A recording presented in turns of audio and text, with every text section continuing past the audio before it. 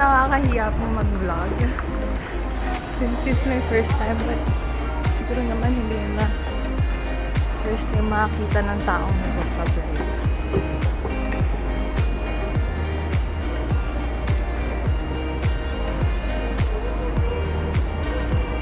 Punta na tayo sa ating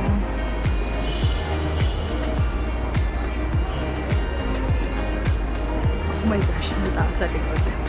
I can't. Medyo nakakahiya pa.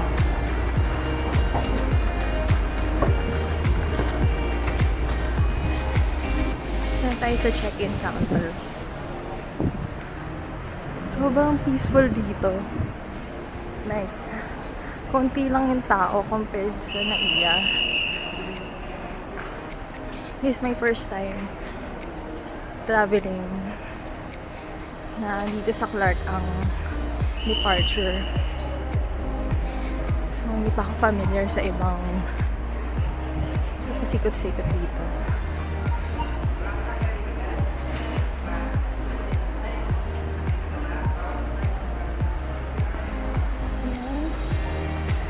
CRK.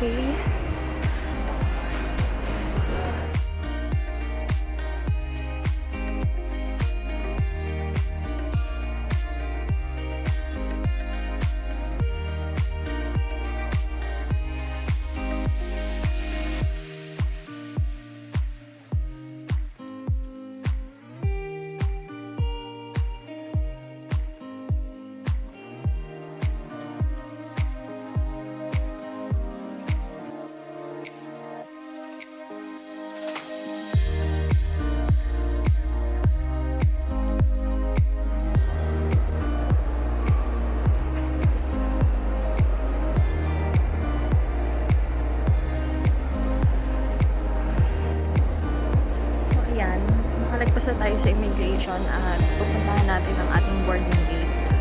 So, ang ating boarding time ay 6:50 pa. Hanap din muna tayo ng kakainan.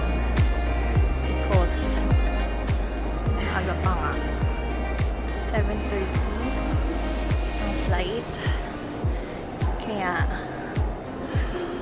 kailangan natin mag-dinner. Wala tayong book na pagkain. So, yeah. Ang awkward. Medyo nahihiya pa ako. Ang ganda ng Clark.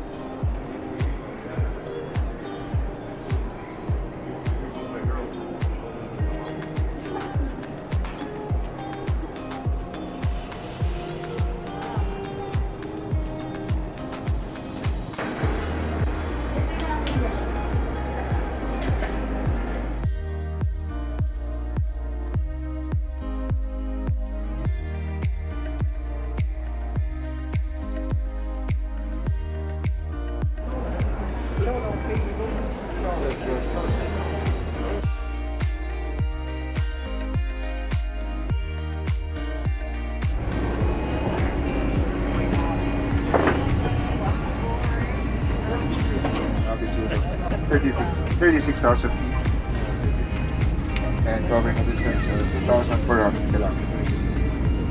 28 na?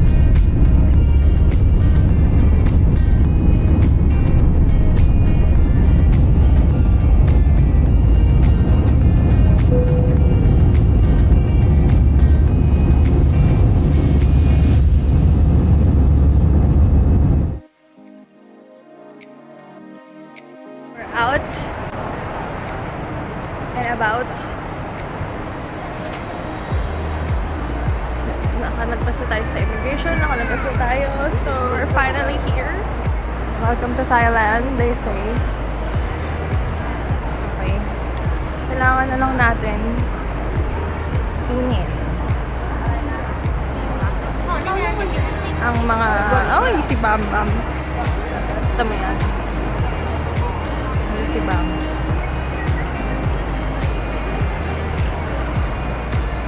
Sinasalubong niya tayo. Thank you sa iyong warm welcome, Bam. Kailangan ko umakyat sa 4th floor to get my Wi-Fi. Ay, SIM card, sorry. from Klook and a rabbit card. Hindi ko na na-explain yung immigration process ko kanina. Kasi nagmamadali na. Medyo nahiya din ako mag-vlog doon sa boarding gate kasi ang daming tao, ang daming sasakay. Okay lang, kalmahan lang natin. Hindi dapat tayo ma-stress. Wala naman tayong nahabol na oras. 11:01 p.m. dito sa Thailand. 1 hour ahead ang Philippines. So, 12:01 na sa Philippines. Second attempt para mahanap ang Klook counter. Sabi nasa counter K. Ang hirap din naman. Ang daming tao. Local.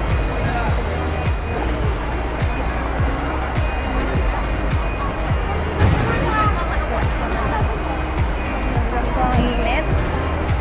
Dahil nakahuli pa sa bakla. Alam mo naman talaga, malamig ang pupuntahan. Nang may timang bagay.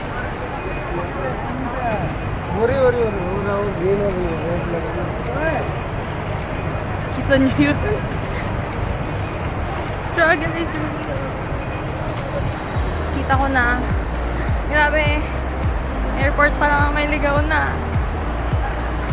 Sana kaya ko pa.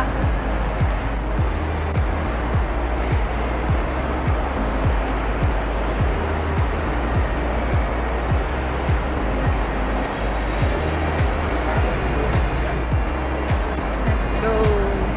Success. Meron na tayong internet. So yan, samahan nyo muna ako sa journey na to. Makarating sa ating hostel. Bababa na ulit tayo sa arrivals area. At kubarin ko muna yung hoodie ko kasi sobrang init.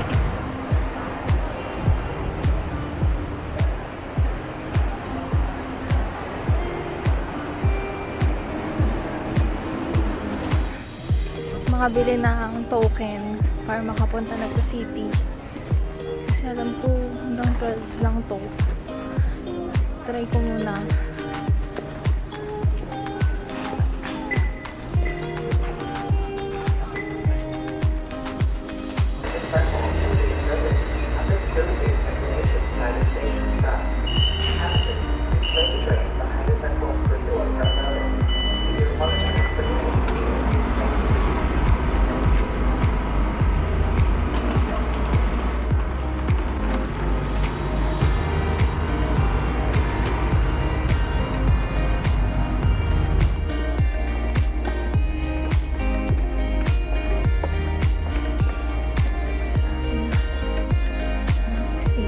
Hindi tayo ngayon sa Nakasama Station.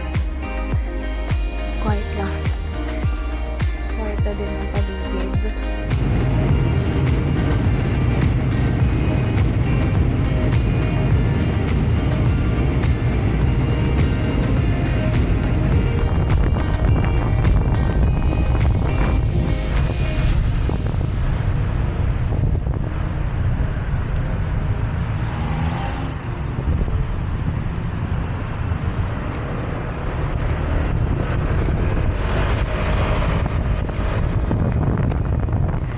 Tapos natin sumakay sa nakakalokang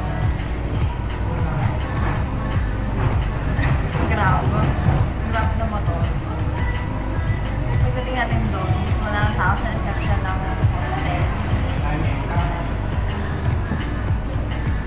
So, hindi tayo makapag-check. Kailangan kong maghanap ng 24-hour reception. Grab. 2-piece chicken siya. Isang maliit na spicy, tas may fries. Tapos Pepsi. Mayroon siyang sauce. Para siyang fries ng ibang fast food. Chili sauce. Okay. Consistency. Kalutong ng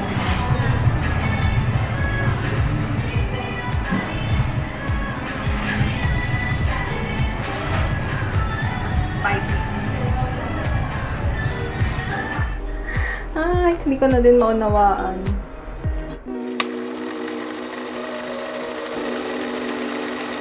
Hi guys! This is Sarah Lou from Editing and welcome ko tayong lahat sa ating first ever video dito sa YouTube. It's been 2 months since my first ever solo trip sa Bangkok and it was an experience. I wanna share it with you all.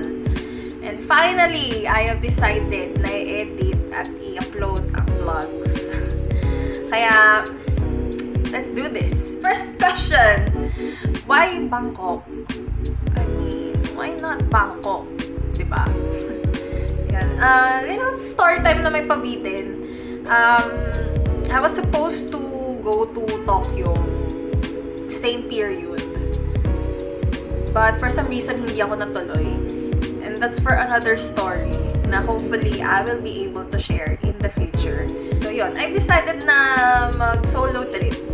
Pampalubag loob. Yeah. Nag-isip ako ng countries na pwedeng puntahan. Yung visa-free, yung malapit, affordable. So, Taiwan, sana. But I've been there 3 times. Masarap naman balikan ng Taiwan. Promise. Pero, the last time na nandun ako was September 2023. Last year lang. Kaya sabi ko, iba ng lugar naman. Naisip ako, sounds like Thailand. I've always wanted to go. Kasi maganda yung city, of course, yung Bangkok. Masarap yung food. Mura. And, of course, female solo traveler friendly. Recommended siya. And I recommend it as well. So, ayun. Dapat talaga budget travel to. Kaso medyo spontaneous yung naging trip. And napamahal ako dun sa airfare. Sadly. Kaya, ayun. Join me as magbabalik tanaw ako sa aking Bangkok, Thailand trip last February 6 to 10. Okay, nakita nyo na sa first parts. Nakita nyo naman. Ano yung mga misadventures na tayo agad. Oh my gosh. Charot. I-share ko muna. I-breakdown natin yung mga nangyari and yung process from the start. Based on din sa video, okay? So, this is a 5 days, 4 nights trip. And I booked my plane ticket online sa Cebu Pacific, yung Feb 6. It is CRK bound to BKK, which is yung kanilang Suvarnabhumi International Airport. And yung pabalik ko naman sa AirAsia, it's from DMK, which is their Don Mueang International Airport to NAIA Terminal 3. I booked my accommodation naman sa Agoda app.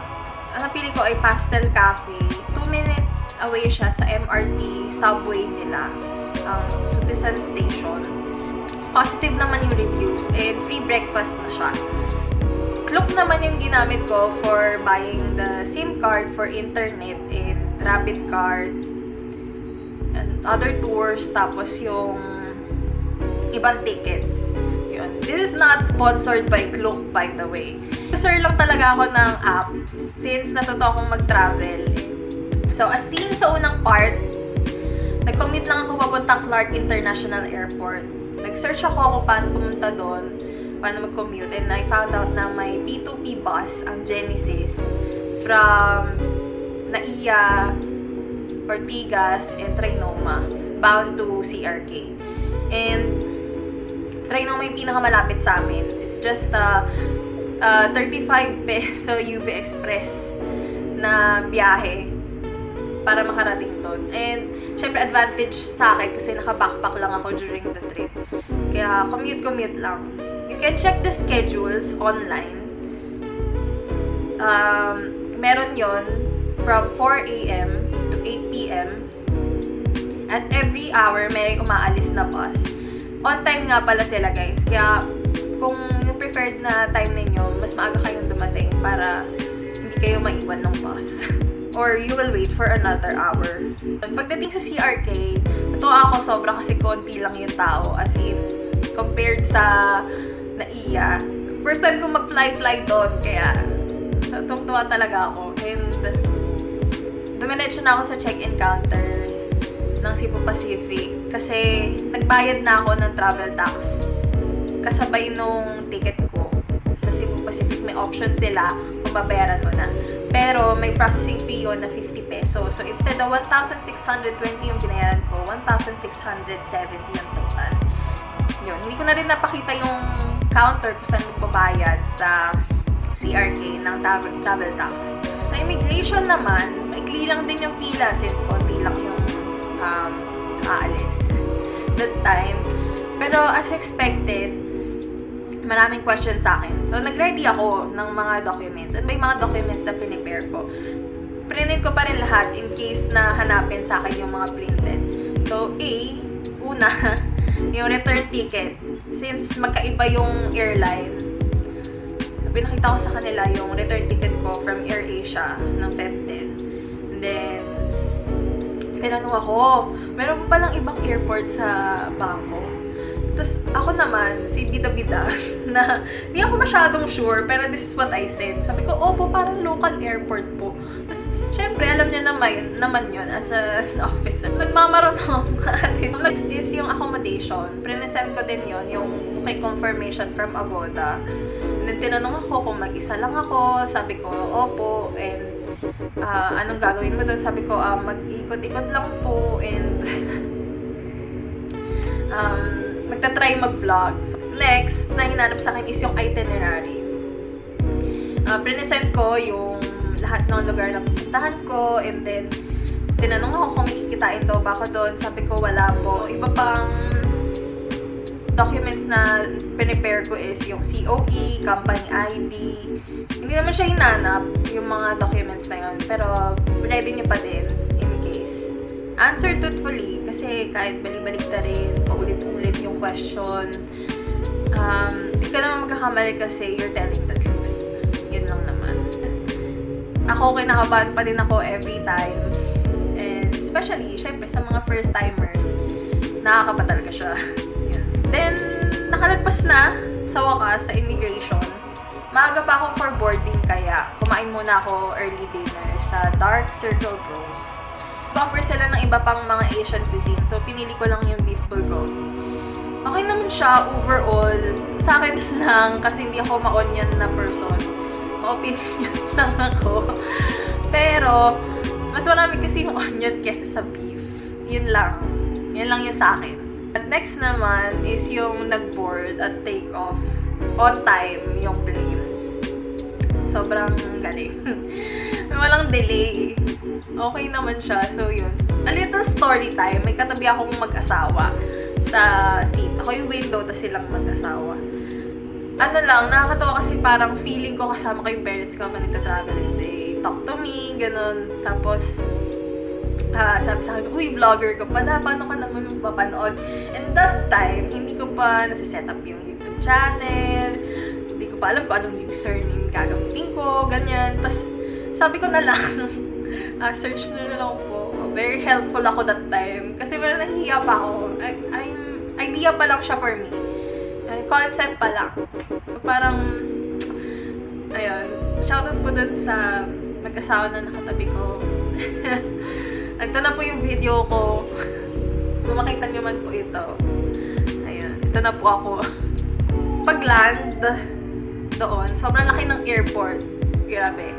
Mahabang lakaran from gate to immigration. And then, pagdating doon sa immigration, mahaba pa din yung pila since ang dami nila talagang tourists. Mabilis lang siya, mahaba lang yung pila. Kasi, pagdating naman doon sa officer, bigyan mo lang yung passport, scan lang ng biometrics, then stamp done. Paglabas ko, yun. Sa baba, nandun na yung mga bilihan ng SIM card. So, iba-iba yung rates nun per date, kung ilang gig. Ayun, may kita nyo na lang yun doon. Yung car rentals, airport transfers, andun. Tapos, andun din yung mga ATM kung saan kayo pwede mag-withdraw. May mga currency exchange din doon. So, mga Mga 11:30 PM, nag-isip kasi ako kung paano ko makakarating doon sa hostel. Sabi ko, open pa yung airport link. Alam ko hanggang 12 midnight yun. Hindi card ang gamit doon, kundi token. So, meron silang machine, pwede ka doon bumili. Hindi ko lang siya ma-figure out. Kasi sabi ko, nagmamadali na ako. Dumiretso na ako doon sa booth. Pagdating doon sa booth, 3 kaming nakapila. Pagpasok ko, sinara na ng guard yung harang. So, ako na yung last. Dating sa Makasan Station, sarado na. Kami ng last trip. Kami ng last na bumaba. Isip ako kung paano ko makakarating pa sa hostel since hindi na ako makapag-transfer sa MRT subway na line kasi sarado na din yun for sure. Nag-book ako ng Bolt for the first time dito na. Hindi ako nakita ng driver. I think doon mali yung pin kaya hindi niya ako nakita. So kinancel yung trip, na-chargean ako ng 10 baht lang naman. Hindi ko pa kasi masyadong gamay yung Bolt app. So, ang tagal ko na doon. Sabi ko, ano ba sasakyan ko?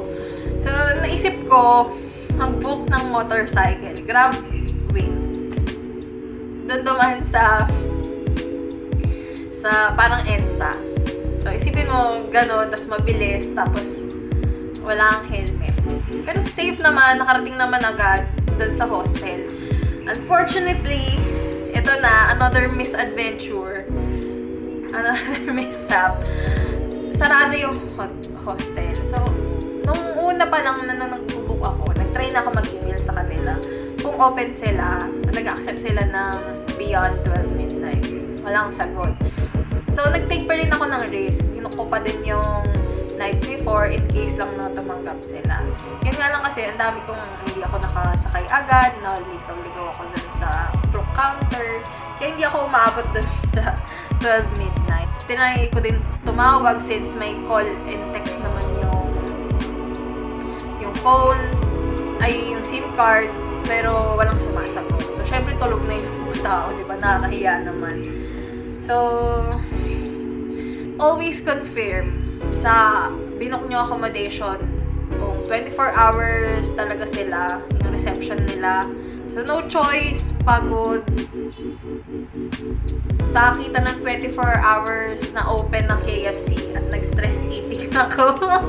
So, doon, habang nakaupo, naghanap ako doon sa area. Kasi nung habang nag-search ako ng mga lugar, ng mga hotel or hostel around the area, binalikan ko yung mga yon, yung ibang mga choices ko. So, may nakita kong isa, 1,400 baht siya per night. Siyempre, lugi na ako kasi mga 1 AM na yun. Tapos, mag-check out din ako ng 12 noon. Diba? So, hanap ako ng mas mura. May nakita ko 850 baht. So, lakad ako ng madaling araw sa kababaan ng Sutisan. At ayun, nakapag-check-in ako. Doon na, nag-end yung vlog natin. And that's our first video ever. So, see you on the next one. And for our official day sa Bangkok, don't forget to like, comment, lalo na yung mga questions regarding sa video, and share, subscribe, what ba? Click the notification bell if you want to be updated. Follow me on my only social media account. It's on Instagram. And see you. Thank you. And see you on the next video. Hindi ba ako sanay mag-outro? Ano ba yan? Ulit.